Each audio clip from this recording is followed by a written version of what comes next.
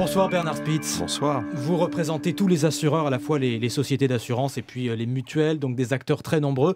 Et vous rentrez précisément des Alpes-Maritimes. Vous êtes allé voir vous-même sur place les dégâts après les orages très impressionnants de samedi soir. Est-ce que vous aviez déjà vu, vous, assureur, des dégâts aussi importants dans une zone limitée ? À vrai dire, malheureusement, nous avons eu l'occasion au cours des années précédentes de voir déjà des dégâts importants. Mais c'est vrai que quand on va dans les rues de Cannes ou à Antibes ou même à Mandelieu où j'ai été, c'est extrêmement impressionnant. On voit des chaussées éclatées, des voitures renversées, des enchevêtrements de véhicules, des rues à Cannes où tout est paisible et puis 10 mètres plus loin, une rue où tout est dans le chaos. C'est effectivement très impressionnant. Qu'est-ce qui vous a frappé par rapport à d'autres catastrophes de ce type-là ? On retrouve un peu le même mélange avec beaucoup d'émotions. Bon, il y a d'abord des dégâts, un bilan humain qui est très lourd. Malheureusement, on avait eu d'autres exemples, mais celui-là est extrêmement lourd. Et la soudaineté, l'intensité, les gens ont eu le sentiment de voir un épisode. En fait, ce qui a trompé tout le monde, c'est qu'ils ont eu le sentiment de voir un épisode normal, c'est-à-dire quelque chose de très intense, mais qui devait être court, une vingtaine de minutes, et puis qui n'a pas cessé de durer pendant des heures, avec des violences, des éclairs extraordinairement brutaux, etc. Les gens avaient peur, même les gens qui étaient loin avaient peur. Et donc, ça a créé une sensation vraiment qui a saisi toute la région. On sait qu'il y a eu des actes formidables, il y a eu des actes de solidarité qui se sont manifestés, aussi des actes de bravoure, parce qu'il y a beaucoup de gens qui ont échappé grâce au courage de leurs voisins ou des forces de l'ordre. Bref, un chaos total, énormément de douleurs, des victimes dont il était important que les assureurs aillent sur place témoigner de la solidarité vis-à-vis d'eux. Et puis, je suis allé aussi pour coordonner, parler à tous les acteurs, les assureurs bien sûr, les élus, les autorités, la force publique, bref, s'assurer qu'il y avait là un travail collectif qui était fait au mieux pour optimiser la situation et essayer, dans le meilleur des cas, d'améliorer et d'apporter le meilleur service aux assurés. Les assureurs ont donc commencé à travailler sur le terrain. Est-ce que vous savez déjà ce soir combien va coûter cette catastrophe ? Non. Et honnêtement, je vous dirais que ça n'a pas une grande importance. Aujourd'hui, ce qui est important, c'est d'être à la fois, d'abord, comme je le disais, d'avoir un peu d'émotion et de solidarité vis-à-vis de gens qui ont été vraiment, pour certains, qui ont tout perdu et pour les pertes de vie humaines. Et puis de mettre en place le dispositif le plus efficace. Je dirais que le coût, on verra dans quelques jours. Un de vos collègues disait tout à l'heure sur France Info plusieurs centaines de millions d'euros. Écoutez, moi personnellement, je ne fais jamais de calcul comme ça. 24 heures après, c'est vraiment ça n'a pas beaucoup de sens et je dirais pas non plus beaucoup d'intérêt. L'état de catastrophe naturelle va être déclaré dès cette semaine. Qu'est-ce que ça signifie précisément pour les victimes de ces inondations ? Ça signifie deux choses. D'abord, ça signifie qu'elles vont être toutes, qu'il n'y a pas d'inquiétude à avoir sur le fait qu'elles vont être indemnisées. Et ensuite, la déclaration a une signification légale.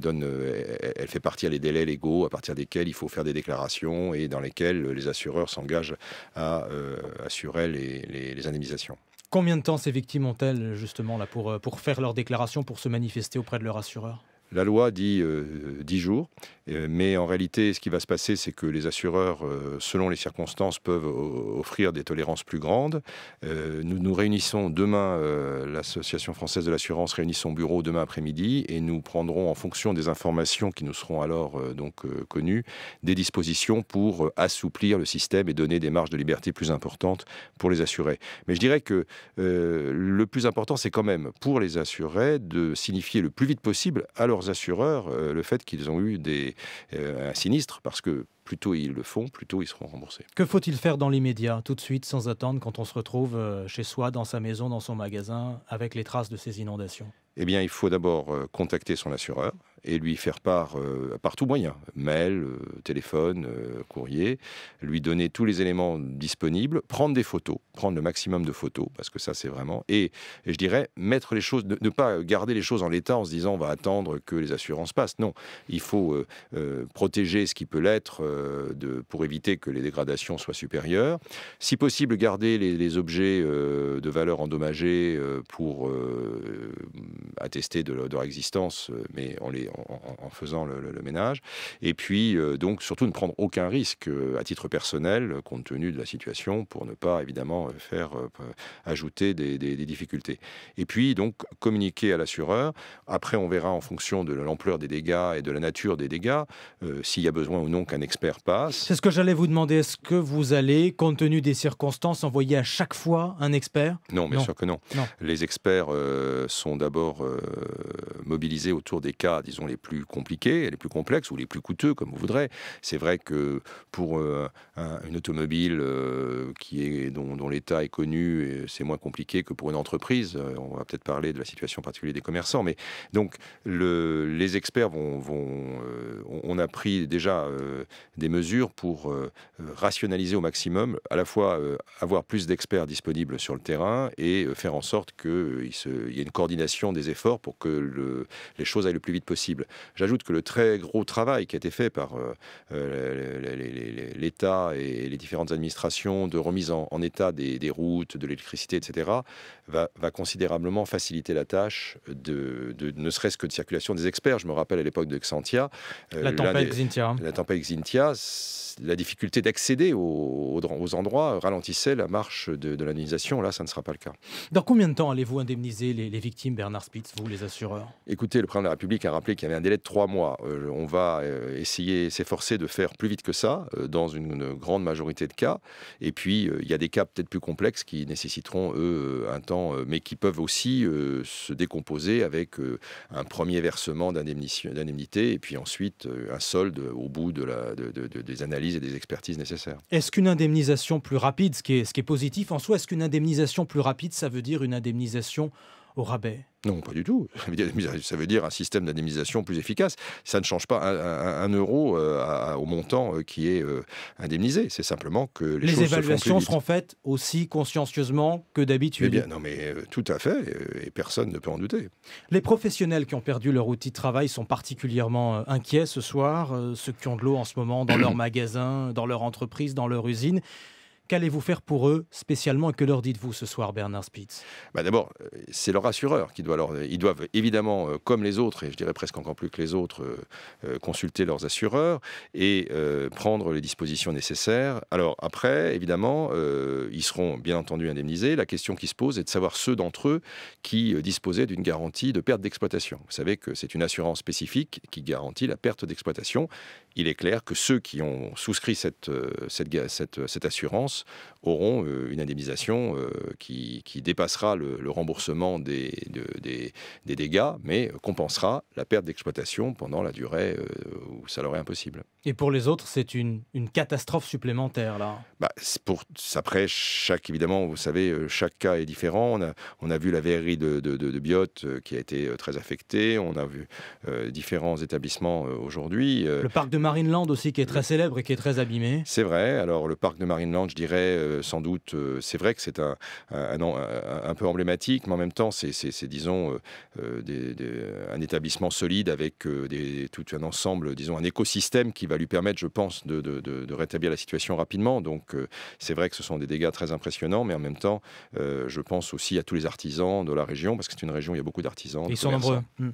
Et pour cela, donc pour cela, il y a donc les indemnisations vont arriver, elles vont arriver vite. Pour ceux d'entre eux, encore une fois, l'idée c'est de leur permettre de reprendre l'exploitation le plus vite possible.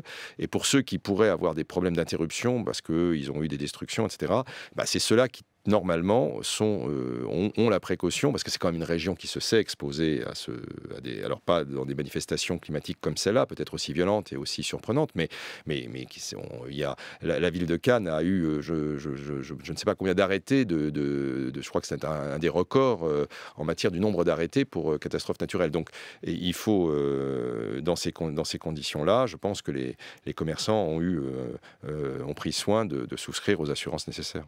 Quelle est la leçon pour vous, assureurs, de cette catastrophe-là dans les Alpes-Maritimes? Écoutez, je répondrai à votre question sans doute de façon plus approfondie dans quelques jours, lorsqu'on aura pris un peu de recul. Et on a toujours des leçons et des enseignements à tirer. Moi, une des choses qui me frappe, c'est un terme qu'on utilise souvent, qui est l'importance de la prévention.